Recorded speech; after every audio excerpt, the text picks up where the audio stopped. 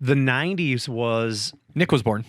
Almost. Yeah, I was 3. Oh, 93? Well, I was born in 87, so when the 90s hit, I was 3. Oh, okay. So here we are. We're in the 90s now.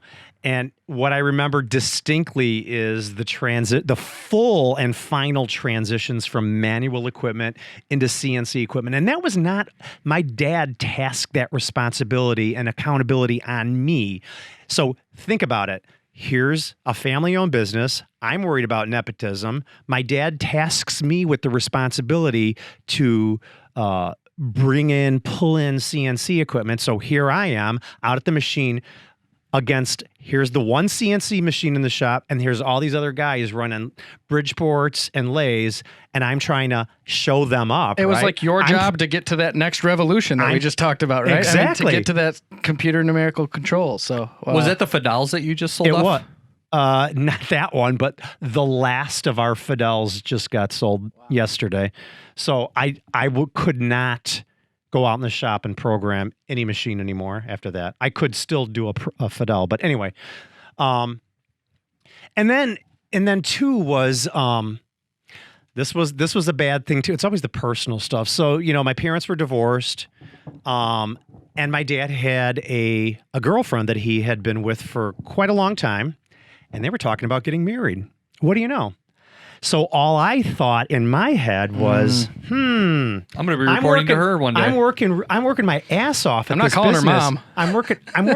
I'm working hard at trying to build this business up. And what if he marries her? Right. What if he marries her? I got a big problem here. So he told me, I remember distinct conversations I had with my dad in the office. And he's like, I want you to be the best man at my wedding. And I'm like, I'm cringing in my chair at the office. I'm like, oh my God, this can't happen. I'm like, Dad, I'm sorry, man. I can't support this. Can you imagine telling your dad, I don't think you should, just like the father telling the son or the parent telling the child, I can't support your marriage.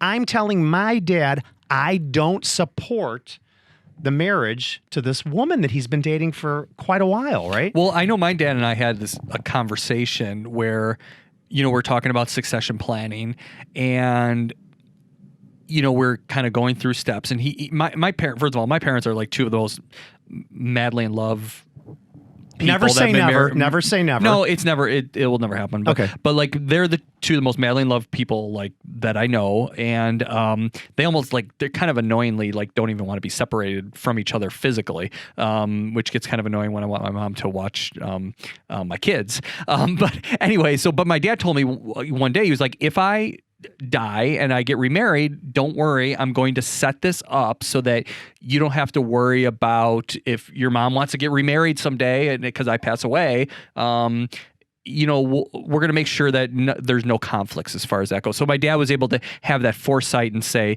this isn't going to be a problem in that case. Cool. No, I mean, I get it. So Jason. how did that go? So you had to have a similar conversation with your dad. Like, well, what happens if you get married? Well, in the simplest of terms, he marries her. He dies day one. All his assets go to her. And then if she dies a week later, where do her assets go? Her kids, right?